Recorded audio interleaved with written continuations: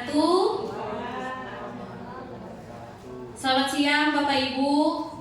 Masih semangat ini? Nah, saya minta Bapak Ibu untuk berdiri. Saya minta ibu-ibu membuat barisan memanjang seperti kereta api. Bapak-bapak juga sendiri, bapak-bapak barisannya sendiri. Dengan pasyakat. Oh. Boleh maju lagi Ibu Nunung? Maju lagi supaya muat.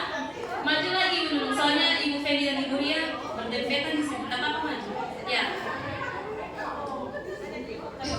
Iya. Ibu.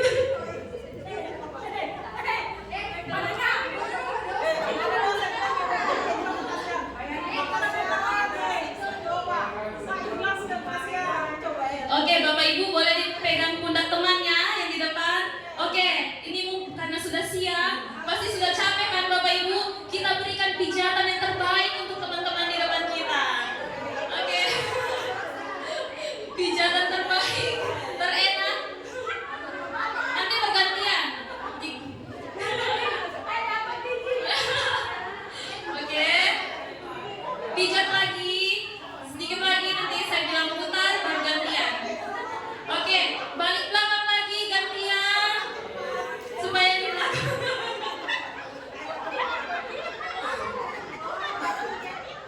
Oke. Bagaimana enak pijatan temannya Bapak Ibu?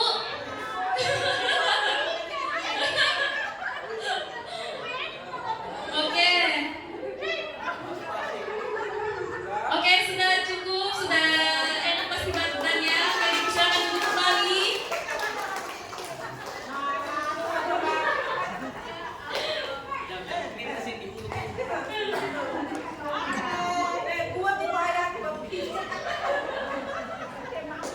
Supaya tidak mengantuk mendengarkan materi.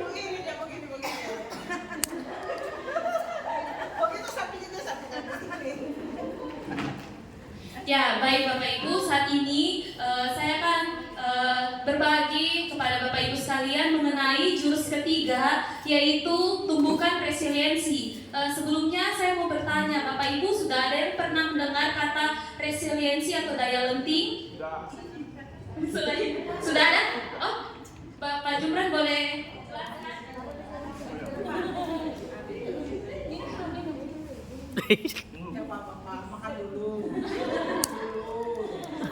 Jadi sebelum saya terima materi ini tadi saya sempat Google cari di Google tentang materi itu yang diurusin tadi, termasuk itu tadi yang dibilang tentang ketahanan menghadapi kegagalan. Ya, betul. Oke. Oke, terima kasih. Itu sangat betul yang dikatakan Pak Jumran. Resiliensi itu ya adalah ketahanan dalam menghadapi masalah. Nah, saya mau menjelaskan sedikit saja Ibu, tahu Ibu yang mengenai pemahaman saya tentang resiliensi, yaitu kemampuan individu untuk bangkit dari keterpurukan, bertahan serta beradaptasi dengan baik menghadapi stres, kesulitan ataupun tantangan yang dialami dalam kehidupan masing-masing individu. Karena seperti yang kita tahu Bapak Ibu, selagi kita masih ada di dunia ini pasti akan selalu ada badai hidup yang kita alami Bapak Ibu. Nah, bagaimana kita ini dalam menjalani kehidupan kita tetap terus menanamkan resiliensi, yaitu bagaimana kita tetap terus bangkit dari setiap masalah yang ada. Kita tidak boleh pantang menyerah. Dengan adanya kesulitan, kita tetap harus terus maju. Oke, misalnya survive itu bisa dikatakan resiliensi juga tidak? Ya Ibu. Ya, bertahan hidup itu salah satu resiliensi Ibu. Karena resiliensi itu tetap dikatakan resiliensi itu kemampuan individu untuk bangkit dari keterpurukan. Salah satunya survive itu ya bagian dari resiliensi karena dia tetap bertahan. Ya, bagaimana Ibu bau?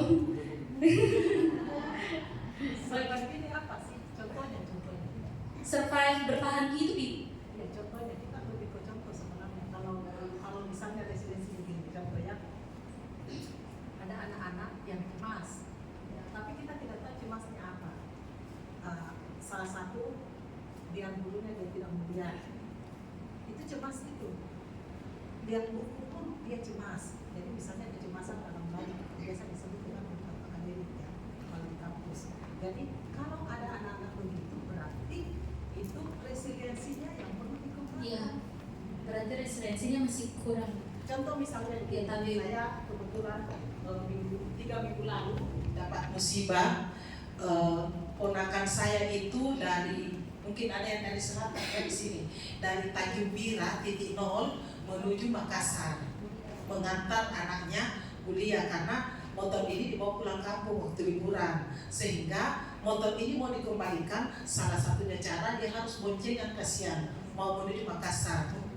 Di tengah perjalanan mungkin agak laju, jadi mobilnya motor di sini, terus ada mobil di sini, terus di depan ini ada lagi mobil di sini, terus mobil truk dari sana melaju kencang, ya melaju kencang. Jadi yang motor ini NMAX ini menyenggol mobil Avanza, anaknya terpental ke kiri, emaknya terpental ke kanan, mobil truk laju dari depan, ya laju dari depan langsung menggeser ini sepotong.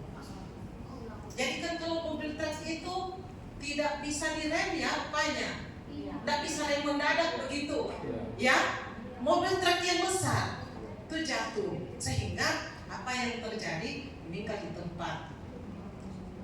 Suaminya lagi di Cina pelayaran, karena kebetulan mantu saya itu adalah kapten kapal luar negeri yang hitungan dolarnya ada, gajinya itu dalam sistem dolar, dan kontraknya itu sudah dikontrak selama 6 bulan. Selama 6 bulan, sehingga apa yang terjadi, sang mayat istri tidak bisa dilihat, tapi cara untuk pulang harus mengembalikan dulu 2 kali lipat itu uang yang sudah masuk di rekening dalam bentuk dolar, kemudian harus izin membuat permohonan pengunduran diri dari perusahaan itu. Jadi betapa beratnya kalau itu mau ditunggu, mungkin mayat sudah tidak bisa lagi. Itulah garis yang lagi-lagi tadi itu yang kita katakan bahwa kita itu selalu hanya berdoa, ya mencari yang terbaik, ya seperti itu. Jadi sehingga apa yang terjadi, singkat cerita, anaknya lihat saja motor itu berteriak, ya melihat saja motor NMAX dia berteriak keras dan selalu menyendiri dan selalu menyalahkan dirinya bahwa gara-gara saya ibu saya meninggal. Coba kalau saya tidak diantar ke Makassar, mungkin tidak meninggal. Itulah yang terjadi sekarang. Sehingga yang begitu itu kalau tidak punya residensi, ketangguhan sosial, ketangguhan atau biasa disebut dengan hardiness, ya, itu kira-kira susah. Jadi perlu berbulan-bulan untuk berterapi. Sama dengan misalnya kalau orang yang stres akademik, misalnya berkali-kali akhirnya tidak lolos, misalnya ada sekolah yang dia tujukan, melihat buku pun agak susah, lihat gurunya pun stres, lihat bangunan sekolah pun stres. Itu salah satu. Tapi kalau misalnya yang seperti ini berarti ada psikolog. Makanya itu BK dengan psikolog itu memang kerjasamanya yang harus ada. Makanya itu kalau ini baru S3 saya kemarin baru saya tahu. Makanya itu psikolog di atas adalah mengasesmen, bimbingan konseling itu di dalamnya memperbaiki. Jadi psikolog itu hanya mengasesmen, mempetakan kau ke sini, kau ke sini, kau ke sini. Bimbingan konseling layak memperbaiki semuanya satu persatu. Makanya kadang kita ada psikologi di mana ya, bimbingan konseling di mana ya. Itu biasanya kita bingung di situ, mana wilayahnya psikologi, mana wilayahnya konseling. Akan tetapi kalau dikatakan misalnya sudah masuk tingkat stres, ya tingkat stres yang sudah limbah-limbah, berarti itu dia lebih ke psikolog. Sama dengan misalnya kayak autis misalnya contohnya mau disuruh makan, dipersilakan dulu. Kalau dia misalnya belum bisa, misalnya makan, kemudian dia ambil sendok, itu betul. Tapi kalau dia makan, baru garpu yang diambil, no. Jadi kalau misalnya makan, baru masih kan, ketiga kalinya diambil tangannya sambil kita menyebutkan makan, kasih ke sendok tangannya diambil. Kalau dia diambil tangannya, kita simpan lagi kembali, kita ulangi lagi, makan. Kalau dia sudah ambil sendok, berarti langsung kita sambil. Nah, itulah yang autis, salah satu terapinya. Kalau begitu, tapi itu sudah miliknya psikolog. Boleh dipandu oleh guru BK-nya. Jadi kalau misalnya tinggal latihan, berarti guru BK-nya sudah bisa melanjutkan. Mungkin mudah-mudahan tidak ada yang autis di sini ya, di sekolah ini. Ada ya, kalau di SMA 4 ada, dapat yang autis. Oke, seperti itu barangkali untuk residensi ya. Jadi bagaimana menumbuhkan, sudah jatuh bangun lagi. Biasanya kalau ada ibu nunung, biasanya itu orang Bugis. Kalau pedagang, bangun lagi, penjual lagi di sini. Jadi kalau mau cari yang residensi itu orang Bugis itu, misalnya di sini kebakaran kiosnya, ya. Pindah lagi ke sini, bangun lagi di sini yang pondok-pondok. Ketika sudah berkembang, baru mencari lahan yang lebih bagus. Itu bagus. Tuh. Nah, kalau kita tarik masuk dalam pembelajaran, bagaimana menumbuhkan residensi, saya selalu mengatakan, nah, saya kasih gambar. Kamu cenderungnya mau jadi apa? Saya mau jadi guru. Kalau ibarat mau jadi guru, apa yang perlu dipersiapkan? Sebagai contoh misalnya, bapakmu mau pergi melaut. Kalau tidak bawa umpan, tentu tidak bisa dapat ikan ya. Iya Bu, tidak bisa dapat ikan. Nah, sekarang kita ambil umpama contoh sekarang. Kalau kau mau jadi guru, kira-kira apa persiapanmu nak? Oh, belajar. Nah, belajar itu yang bagaimana? Kamu bukan saya mau jadi guru, kan kamu. Nah, apa yang perlu kamu lakukan? Silahkan tuliskan di kertas. Saya biasanya begitu. Kalau dalam teknik konseling, nanti dia tuliskan, dia akan bercerita di kertas. Setelah itu, selesai itu baru kita bacakan kembali. Kalau sudah selesai kita bacakan kembali, baru kita suruh bertanda tangan. Setelah dia bertanda tangan, misalnya ada lagi hal-hal yang kejadian, misalnya terlambat kumpul tugas, ini nak, kamu punya perjanjian dengan ibu, bagaimana? Ini siapa nih yang bertanda tangan ini? Tanda tangannya paling gaya, cantik. Pasti siswanya pasti ingat kembali. Nah, itu sebenarnya yang perlu kita tumbuhkan residensi kepada anak-anak. Contoh lagi, ketika menulis, mungkin mengatakan bahwa anak kenapa terus ini nak tulisannya sudah bagus, tapi ibu ini kan sudah tua, jadi matanya kadang kabur-kabur untuk membaca. Boleh dirapi-rapikan sedikit lah, padahal ini jadi sekali tulisannya Bu. Kita tidak bisa baca, kasihan. So sakit mata putar kayak ulat bulu begitu yang setengah mati kita. Ya kasihan, sekali. Makanya Bu, kalau orang BK itu selalu kita kalau ini telinga selalu kasih dengar. Oh iya ya. Jadi kalau misalnya sudah foto, nah sebenarnya tulisan bagus nah. Apalagi kau cantik nah, pakai skincare apa nak? Skincare begini pasti senang. Bagus skincare ya, bagus juga itu. Tapi yang dulu ibu kasih dapat. Coba kalau kayak ini dikasih skincare yang gaya, kayaknya cantik. Berarti Bu, bakti oksi bagus. Nah, tapi perlu dirapikan lagi sedikit tulisannya supaya kasihan ibu ini nak bisa baca. Kan enak. Cuma satu di sini Bapak Ibu. Pola asuh itu sangat berbeda. Jadi kalau di rumah itu anaknya orang tuanya suka berteriak sampai anaknya itu semua juga itu berteriak juga. Karena saya penelitian di sini kurang lebih 6 bulan. 6 bulan saya penelitian dengan termasuk sama-sama saya almarhum Ibu Ramla dengan Pak Muslimin. Jadi riset itu di sini kemarin resolusi konflik berbasis musyawarah itu salah satunya itu satu yang bahasa Inggris namanya Dini, cerdas. Dia 3 tahun 2 bulan S1 bahasa Inggris, alumni SMA. Siapa namanya ya? Dipanggil Dini namanya. Termasuk dia responden waktu saya penelitian di sini. Bagus orangnya.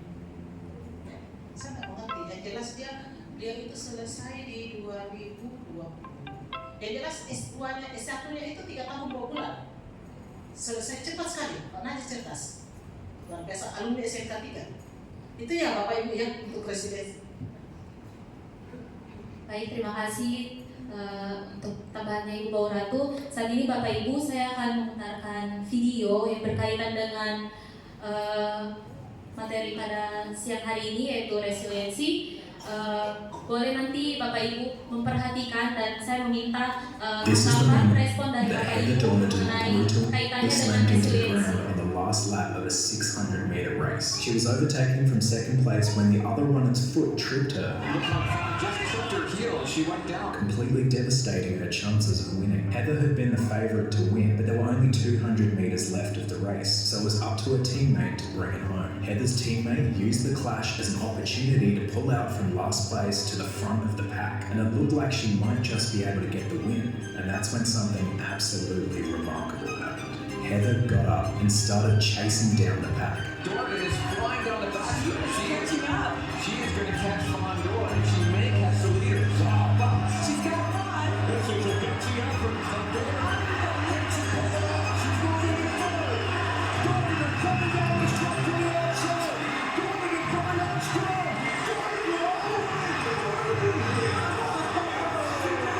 This is the moment that Heather Dorniden brutally slammed into the ground on the last lap of a 600-meter race. She was overtaken from second place when the other runner's foot tripped her, Just clipped her heel as she went down. completely devastating her chances of winning. Ya, tadi Bapak Ibu sudah memperhatikan video yang diputar barusan. Kira-kira Bapak Ibu apa yang bisa Bapak Ibu tanggapi dengan situasi tersebut? Oke, Pak Jumran.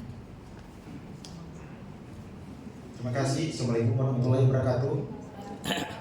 Tanggapan saya terkait dengan video yang ditampilkan tadi, di situ ada seorang perempuan yang dia sempat jatuh tapi dia bangkit. Nah, di situ mungkin dalam video itu mungkin mengajarkan kepada kita untuk jangan pernah menyerah sebelum selesai. Jadi dia terus mencoba berlari sampai akhirnya dia mendapatkan yang terbaik. Mungkin seperti itu. Terima kasih. Oke, baik, terima kasih atas responnya. Mungkin ada tambahan dari Bapak Ibu? Oke. Dari video yang saya lihat tadi bahwa ternyata sebenarnya tidak ada yang tidak mungkin, karena kalau kita kembali lagi ke resiliensi tadi terkait mengenai bagaimana kita bisa survive, bertahan, artinya segala sesuatu itu dimulai dari diri kita sendiri. Walaupun mungkin begitu banyak masalah, begitu banyak cobaan, tapi kalau tidak kita beranggapan bahwa tidak ada yang mustahil di dunia ini. Kalau kita punya tekad dan niat yang kuat untuk menjadi lebih baik, itu saja. Baik, terima kasih atas responnya dari Pak Jumran dan Ibu Hasbiana. Mungkin ada lagi yang mau menambahkan atau menanggapi video yang sudah kita putar tadi? Oke, baik. Ya, Bapak Ibu, itu respon dari Bapak Ibu itu sangat betul. Video tadi itu mengajarkan kita bagaimana kita itu bangkit dari kegagalan. Karena tadi kita lihat peserta nomor 170 itu dia sempat tertinggal jauh dari teman-temannya, tetapi karena ada resiliensi dalam dirinya, dia bangkit dan dia terus berusaha, dan ternyata yang tadinya dia tertinggal malah dia yang menjadi juara satu. Jadi itu kita bisa lihat dalam dirinya itu ada resiliensi yang tertanam. Nah, Bapak Ibu, di sini ada permainan, ada patung-patung ini Bapak Ibu. Nanti saya juga mau meminta respon kembali dari Bapak Ibu mengenai patung-patung ini. Kira-kira apa yang bisa Bapak Ibu tanggapi dari patung-patung yang akan saya peragakan ini?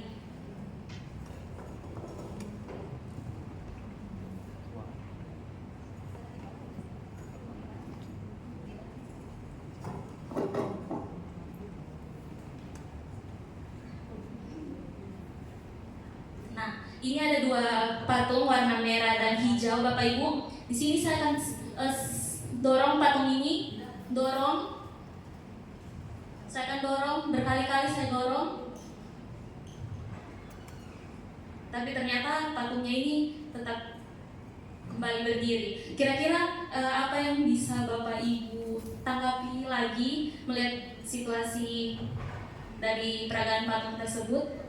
Mungkin ada masukan respon dari Bapak Ibu. Oke, baik, Ibu Jemalia. Ini kalau misalnya kita angkat, kemudian kita tidak bisa.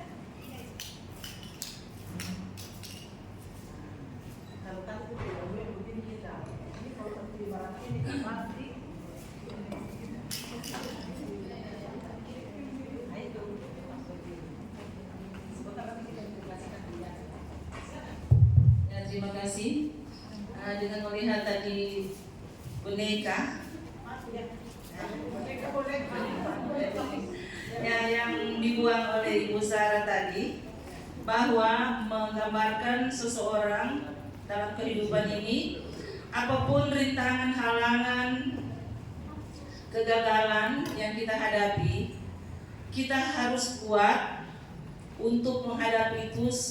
Yang mana kegagalan itu adalah suatu cambuk untuk kita, bahwa kita tetap berdiri dan jangan sampai berputus asa, karena kita punya tujuan, tekad untuk mencapai sesuatu yang ingin kita harapkan, dan itu menjadi cita-cita kita dari awal, sehingga kita apapun halangan itu jangan sampai kita dihalangi oleh masalah, dan kita harus tetap kuat, tegar hadapi semua itu, tetap berdiri. Oke, terima kasih.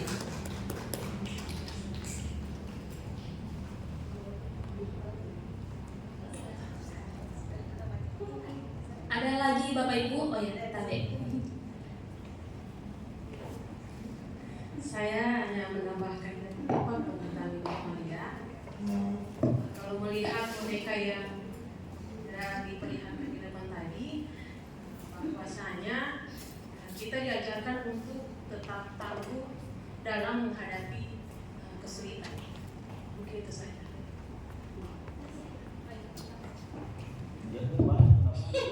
Kalau saya lihat tadi itu kan bonekanya itu pokoknya kan bulat.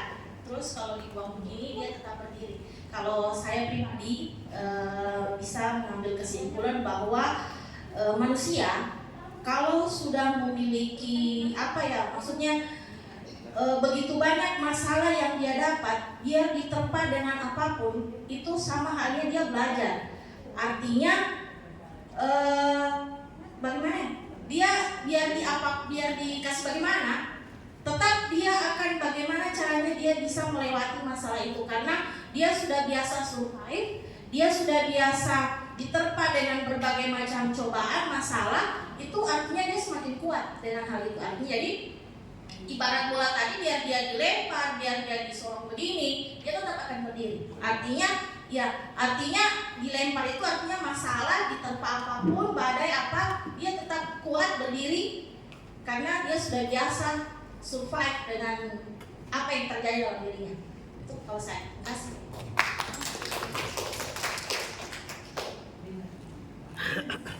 Baik, terima kasih banyak responnya Bapak Ibu guru hebat.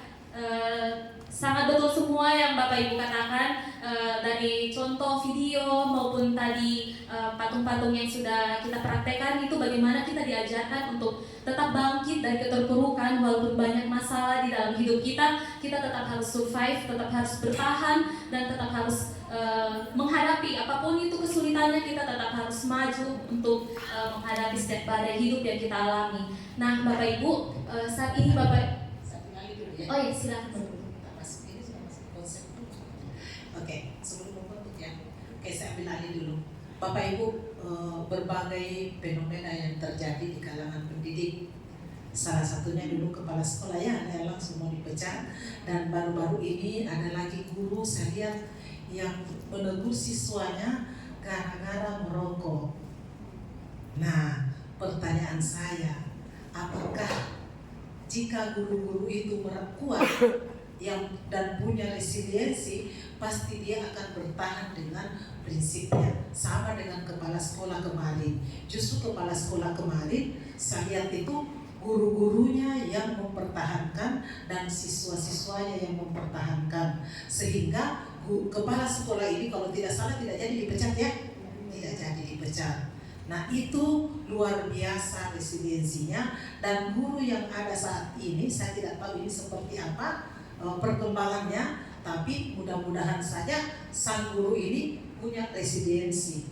Itu saja kita berharap, karena kita tidak tahu siapa yang benar dan siapa yang salah. Saya tidak bisa berkomentar karena kita tidak ikut di dalamnya, meskipun kan saya bimbingan konseling, tapi saya tidak tahu kronologis permasalahannya. Tetapi harapan kita sang guru itu punya resiliensi yang kuat. Satu. Bagaimana resiliensi ini kita integrasikan di mata pelajaran.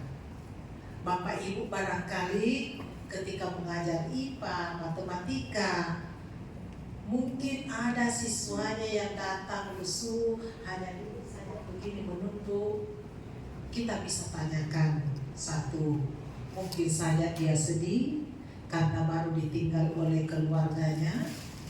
Itu satu. Yang kedua, mungkin saja dia barangkali belum bayar SPP, kalau ada SPP yang mau dibayar, sehingga kalau dia datang lesu. Pentingnya kita menumbuhkan resiliensi, tentunya kita perlu mengetahui akan penyebab dari apa yang perilaku yang ditampilkan oleh siswa kita di kelas. Sehingga kalaupun misalnya terjadi kehilangan orang tua, tentunya kita selalu menyampaikan, nah, saya yakin orang tua Anda betapa bahagianya di alam sana jika melihat anaknya berhasil. Ayo bangkit lagi kembali. Tapi intonasi suaranya perlu diturunkan sedikit dan ada nada tingginya ya Bapak Ibu. Saya yakin dan percaya. Jadi biasanya kalau ini ada segitiga restitusi ya, masuk di sini. Konseling dan konseling realita. Nah, ada ya? Segitiga restitusinya ada kan? Kalau nggak salah. 4 ayatnya. Oke, nggak usah dibuka. Jadi kalau misalnya di dalam konseling misalnya ada kalimat kata bantu dengan kata lain, oleh sebab itu, sepertinya, rasa-rasanya. Jadi biasanya kalau di konseling realita, saya tadi begini mahasiswa. Saya biasanya kalau mau mendapat nilai bagus, saya suruh kamu konseling saya. Jadi biasanya mengatakan begini. Contoh misalnya ya, contoh kasus. Orang tua saya menginginkan saya jadi dokter. Namun di sisi lain saya ingin jadi guru. Contohnya begitu, ya. Jadi kalimatnya si kanselornya itu harus mengatakan begini, Bu. Kalimat bantu saya kasihkan biasanya. Kalimat bantu itu sepertinya, dengan kata lain, rasa-rasanya. Jadi kita menyambung. Dengan kata lain, Anda dan orang tua Anda berbeda ya. Lalu bolehkah diceritakan lebih lanjut harapan apa yang kamu inginkan? Itu kalimat konselingnya. Makanya mungkin teman-teman barangkali agak berat di situ. Karena kita harus membuat kata bantu. Apa yang kamu inginkan? Jadi kalau misalnya mengatakan kalimatnya, oh orang tua salah itu, harusnya itu bukan konseling itu Bapak Ibu. Makanya ketika saya menilai UKIM, saya katakan kalau nilaiku harus saya tidak lolos. Mungkin Pak Nanga barangkali pasti sekarang dia ingat. Mata kuliah praktikum konseling ada ayam yang berkurung 3 kali. Saya suruh ulang, termasuk anaknya ibu ini, Ibu Jana. Saya suruh ulang. Kalau 4 kali pidato, 4 kali dia bikin. Kalau masih ada ayam, ada bunyi-bunyi lain, ulang lagi kembali dari awal. Kadang sudah mulai menangis, kadang bangkit lagi. Saya dia juga bekas ya, saya masih bisa ulang-ulang, masih bisa. Sampai 8 lagi dari bawah. Kayaknya masih bisa diulangi, masih bisa. Tapi ada juga saya sudah lihat kayaknya sudah minta ampun, dia sudah begitu saja. Jadi kadang kalau saya lihat kayaknya masih bisa saya ulang. Jadi kapan ada suara ayam, suara-suara lain yang saya baca di rekaman tidak lulus, suruh ulang kembali. Jadi kadang pada kali itu Pak Ibu 1 jam tidurku, terserah kau. Iya, sehingga dia punya resiliensinya bagus. Ketika nanti di lapangan dapat masalah sedikit, dia sudah tidak kaget lagi. Ini namanya pandangan. Kalau sekarang saya sudah tidak begitu Bapak Ibu. Saya takut dilapor. Jadi kalau saya sudah mengajar, sudah selesai, tidak saya tahu. Mencoret-coret pun, oh iya sudah bagus, ini bukan saya. Kalau dulu pandangan, masih saya coret. Ulang dan kembali. Tidak bisa selesai, bingung kan dan cari saja. Biasa juga belum bernapas saya datang lagi ke Bapak saya bilang, oh dia tahu, dia tidak kasih saya kesempatan ke sana. Biasa saya Ibu sudah selesai saya revisi. Oh iya sudah sini. Kadang saya capek Bu, karena biasa zamannya Pak Nanga itu dia tidak kasih bernapas saya. Begitu saya coret, rupanya cepat-cepat dia perbaiki lagi. Datang lagi dia sama saya, Ibu saya sudah revisi Bu. Iya. Itu. Jadi kadang saya lihat kayak ini masih bisa. Ini masih sudah tidak mampu lagi, berarti tidak cocok lagi saya lanjutkan. Sudah cukup. Itulah sebenarnya yang dimaksud dengan resiliensi. Jadi kalau di kelas mungkin Bapak Ibu bisa lihat ini yang bagus resiliensinya, ini yang tidak. Jadi kalau misalnya ada yang murung, itu perlu ditumbuhkan resiliensinya. Ini saya yakin dan percaya orang tua Anda. Kalau misalnya orang lagi berbuka, tapi kalau misalnya kan banyak macam tuh, dari kecemasan belajar misalnya ya. Kalau misalnya ada sesuatu yang sangat terjadi dan itu merasa pikirannya betul-betul down, ya, itu yang perlu kita berikan penguatan. Penguatannya lebih kepada resiliensi. Tapi kalau bagi Bapak Ibu, saya yakin dan percaya resiliensinya sudah bagus. Sisa bagaimana jurus 3 ini kita bisa integrasikan di mata pelajaran. Oke, barangkali seperti itu. Baik, terima kasih sekali lagi Ibu Bau.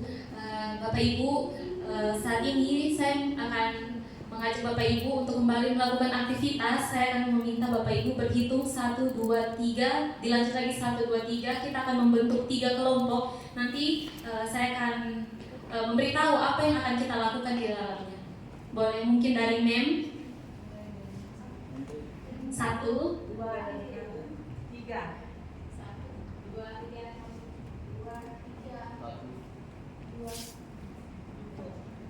1 bawahin. Tapi Bapak Ibu tidak apa-apa lagi kita melantai.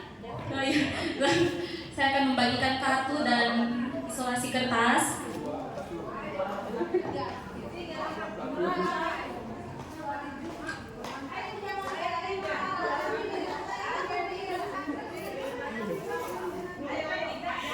Kita kira pas Bang Ibu juga tidak.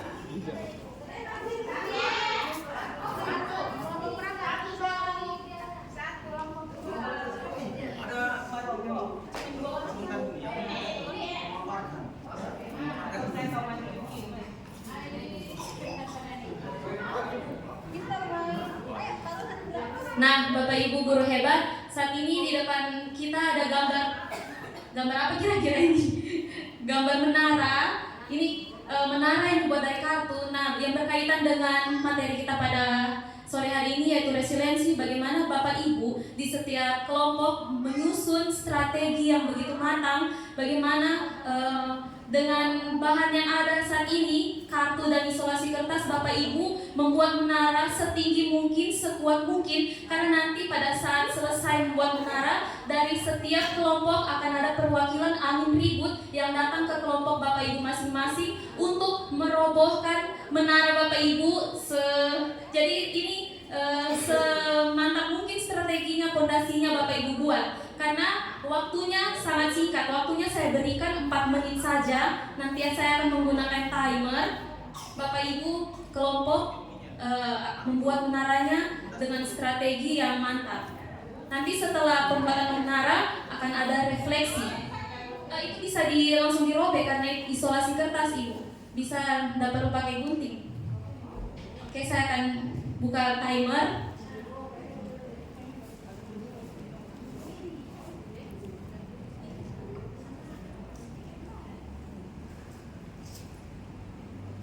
Baik, saya akan memulaikan timernya selama 4 menit. Bapak Ibu akan membuat menara setinggi mungkin, sekuat mungkin dengan strategi yang Bapak Ibu susun di setiap kelompok.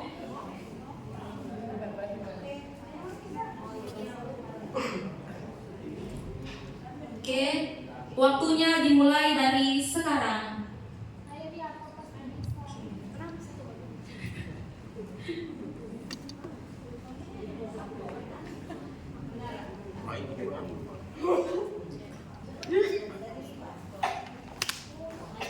Waktunya tidak lama, hanya 4 menit.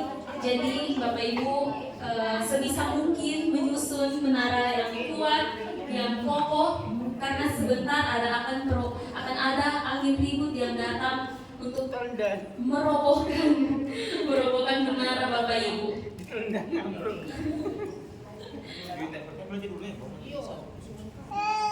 Tinggal di bawah ya.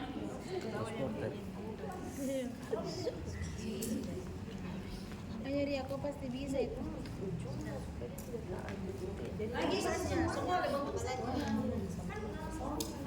Mungkin ada Bapak Ibu, teman-teman kelompok yang membantu buka-buka kartu supaya cepat tersusun. Katanya harus habis.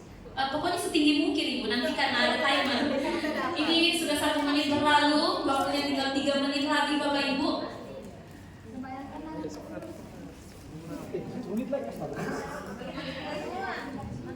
Sambil disusun yang sebagian. Nanti sama-sama bos.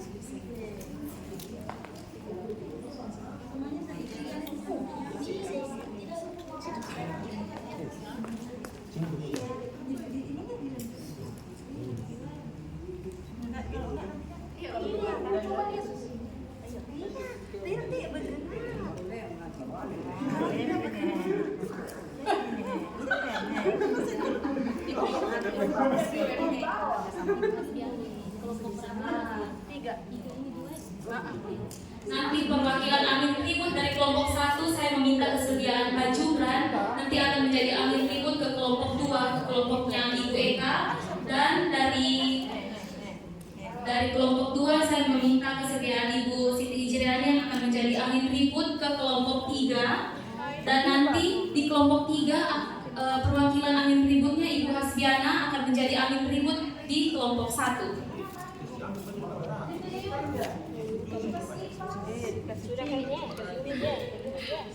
Oke, sudah 2 menit berlalu Bapak Ibu, sudah 2 menit 37 detik. Ini kenapa ini? Kata balik. Semua ditambah lagi.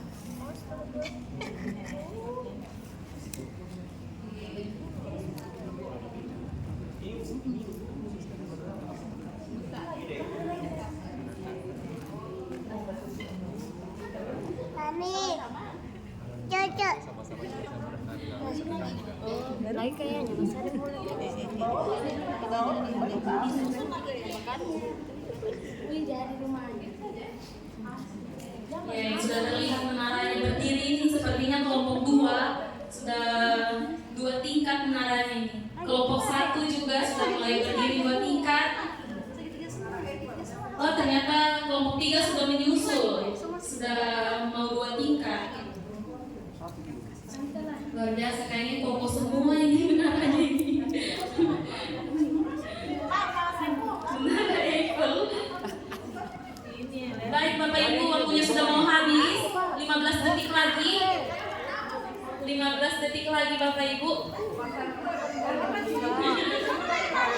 Oke. Bapak 1 menit lagi. 5, 4, 3, 2, 1. Berhenti bekerja Bapak Ibu. Sebagaimana saya jadi menaranya, itu saja Bapak Ibu yang ditampilkan. Baik Bapak Ibu boleh berhenti kerja. Sudah boleh Bapak Ibu, sudah tidak ada lagi aktivitas. Oke, luar biasa, kuat semua menaranya ini sepertinya. Oke, Memi dan kelompok 3 sudah boleh berhenti, waktunya sudah habis. Oke. Iklan. Kelompok 2 sudah boleh berhenti. Oke, seperti yang tadi saya katakan, ada perwakilan amin ribut. Di sini Pak Jumran, saya minta berdiri Pak Jumran. Pak Jumran akan menjadi amin ribut di kelompoknya Ibu Siti Hijriani. Iya. Tidak, ditiup saya sedekat mungkin. Dikipas begini tidak? Tidak, ditiup saja. Tapi sedekat-dekatnya itu dikasih tiup. Ya? Tidak, tiup saja. Ya, Pak Jumran boleh menuju ke kelompok 2. Pak Jumran tiup sekuat mungkin, sedekat mungkin, tidak apa-apa. Jangan itu, ditiup. Ternyata menaranya pondasinya ini memasang pondasi cakar ayam ini. Oke. Ternyata kelompok 2 menaranya roboh. Oke, baik, perwakilan kelompok 2 menuju kelompok 3. Angin berikutnya 1, 2, 3. Kita bisa lihat di kelompok 3 ini strategi yang dilakukan kelompok 3 ini sangat mantap karena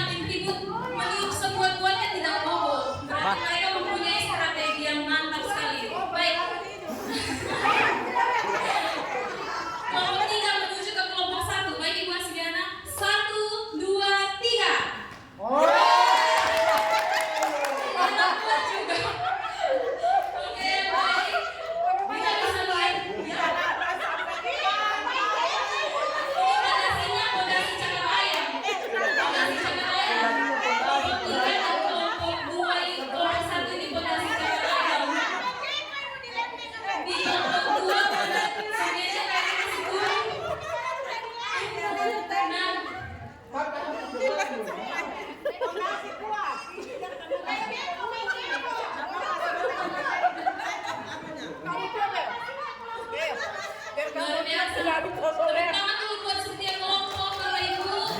Nah, saat ini Bapak Ibu kita akan masuk ke refleksi.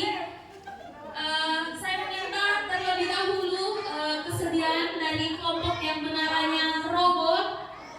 Saya meminta menanyakan, merefleksi ketika menara Bapak Ibu roboh, goyah, bagaimana perasaan Bapak Ibu dan apa reaksi pertama yang muncul dalam diri atau kelompok? Apakah dalam kelompok ini Bapak Ibu saling menyalahkan, atau mungkin stres, putus asa, atau justru semangat untuk mencari solusi?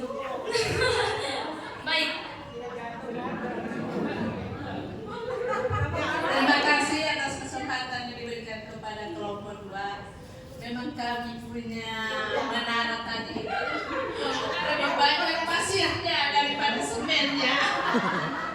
Terima kasih. Tetapi dia saling menyalahkan kan Ibu?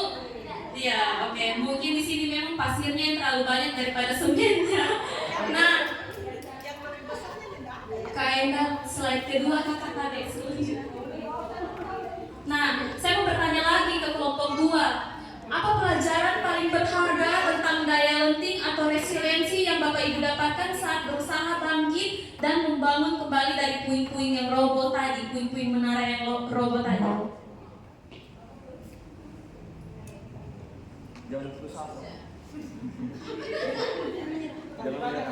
Baik, terima kasih. Pelajaran berharga yang kelompok 2 dapatkan dari permainan ini yaitu kita harus mencoba mencari strategi yang bagus ya agar pondasinya itu lebih kuat seperti itu. Terima kasih. Oke, baik, terima kasih. Berarti tadi strategi masih kurang mantap ya. Oke, baik Bapak Ibu, secara keseluruhan ini untuk refleksi yang ketiga, Bapak Ibu boleh mungkin kembali ke tempat duduknya Bapak Ibu. Di sini ditanyakan di luar permainan ini Bapak Ibu, coba Bapak Ibu pikirkan pengalaman di kehidupan nyata Bapak Ibu. Di sini saya mau meminta contoh real yang terjadi pada kehidupan Bapak Ibu pribadi, baik mungkin di sekolah, di rumah ataupun di masyarakat, di mana Bapak Ibu pernah merasa menaranya Bapak Ibu masing-masing itu roboh. Ini dalam artian Bapak Ibu pernah menghadapi kesulitan ataupun rintangan dalam kehidupan ini. Di situ bagaimana Bapak Ibu meresponi situasi itu? Mungkin ada yang bisa menceritakan pengalamannya. Oh iya, boleh, mungkin itu salah satu contoh nyata ya. Mungkin Pak Saifullah mau tambahkan? Ya. Iya. Pak Wahyu, silakan. Pak Wahyu. Ada lagi Bapak Ibu mungkin yang mau sharing, berbagi pengalaman kehidupannya yang menunjukkan resiliensinya itu sangat kuat. Makanya itu masalah rumah tangga nanti.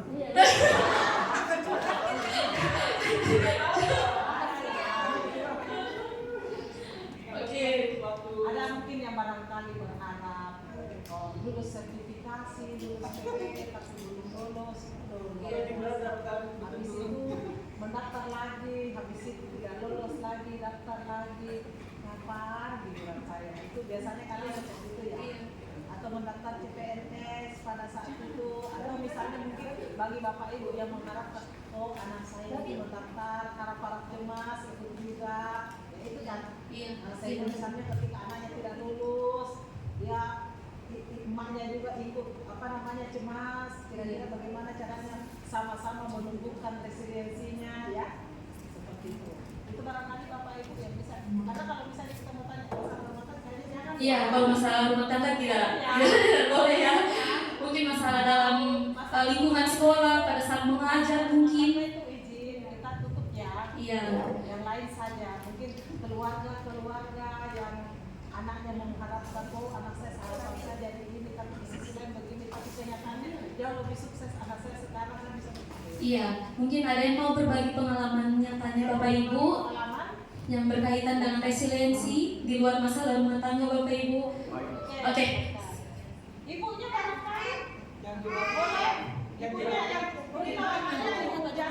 Ya, baik. Terima kasih. Assalamualaikum warahmatullahi wabarakatuh. Jadi saya ingin bercerita sedikit. Ini flashback ke tahun 2023, di mana pada saat itu saya honorer sudah 6 bulan di SMK Negeri 3 Palu ini, dan dibuka pendaftaran P3K ya. Pada saat itu P3K, dan saya mendaftar beserta teman-teman yang lain. Dan pada saat itu kadarullah saya di situ tidak lulus beserta Ibu Sarah pada waktu itu. Dan pada waktu itu memang kita agak sedih ya. Sedihnya itu bukan karena kita tidak lulus, karena memang sebelum pengumuman kita sudah mempersiapkan diri bahwa memang maksudnya takdir itu kan tidak ada yang tahu, lulus tidak lulusnya itu sudah takdir dari Tuhan. Jadi kita sudah mempersiapkan diri, cuman memang ada beberapa mungkin orang-orang di luar sana mungkin yang mempertanyakan tentang persiapan kita, misalnya kurang belajar apa segitu. Jadi itu sebenarnya yang membuat kita itu sedih. Jadi makanya saya dengan Bu Sarah, kebetulan kita berdua tidak lulus pada waktu itu, kita tuh saling menguatkan hingga akhirnya alhamdulillah beberapa bulan kemudian dibuka kembali tahap kedua, dan di tahap kedua alhamdulillah kita lulus. Makanya pada saat itu betul-betul kita di situ menggunakan metode bertahan hidup ya, bertahan hidup, saling menguatkan satu sama lain. Jadi itu salah satu pengalaman yang sangat berharga sebagai dari saya selama mengajar di SMK Negeri 3 Palu ini. Itu saja, terima kasih. Luar biasa, terima kasih Ibu Ria. Tepuk tangan dulu buat Ibu Ria dan buat kita semua. Ini pengalamannya Ibu Ria, ini salah satu pengalaman saya, itu salah satu bentuk resiliensi dari Sarah dan Ibu Ria. Di sini kami walaupun mungkin di situ kita dikatakan mungkin tidak mempunyai persiapan, padahal kita itu sudah setiap malam kita yang lebih tahu bagaimana kita itu belajar, bahkan mungkin sampai tengah malam kita belajar. Tapi pada saat pengumuman mungkin orang-orang cuma lihat hasilnya tanpa lihat proses yang kita lalui. Jadi yang itu menjadi cambuk buat saya dan Ibu Ria untuk tetap bangkit semangat menunggu pembukaan P3K berikutnya. Dan puji Tuhan ternyata kami berdua lolos dan kami bisa menjadi P3K. Nah, itu salah satu bentuk contoh nyata juga dari kami berdua, Bapak Ibu guru hebat. Ya, mungkin ada yang saya lanjut ya. Jadi saya ketika lanjut S3, di S3 itu sebelum kita mengajukan judul, kita disuruh baca jurnal 100. Mungkin anaknya Ibu alumni dari UPI juga ya, Ibu Jana, alumni UPI juga. Jadi ketika mau mengajukan judul disuruh baca jurnal 100. Pada saat itu di Gerlong itu kan sempit jalannya, banyak penjual-penjual. Jadi saya lihat dari jauh dosen saya, dosen saya. Terus saya tanya, saya belum cukup jurnal ya, saya baca. Biasanya kan kalau dosen ketemu, gimana perkembangan disertasi? Belum, Prof. Nah, karena saya lihat dia belanja jus, saya sembunyi di belakang penjual cilok. Saya tunggu. Saya tunggu sampai selesai. Tidak lama kemudian datang teman saya dari belakang. Kenapa kok di situ? Orang Makassar. Dosen UNER juga beliau sekarang Kaprodi Pasca bimbingan konseling. Pak Wali, itu Pak Impi di depan. Hah? Belum selesai saya baca bukunya baca. Buku baca itu bahasa Inggris 300 halaman. Belum selesai. Jadi, sembunyi di belakang. Jadi di belakang saya dulu. Masih kami lihat tidak lama datang lagi orang muda pacir.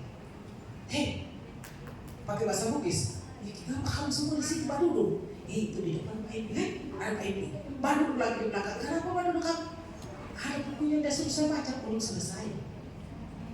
Maka apa yang terjadi? Kami yang begitu selesai, kami lihat lagi ke sana, kasihan. Alhamdulillah sudah pergi. Apa yang kami lakukan? Ini kalau kita seperti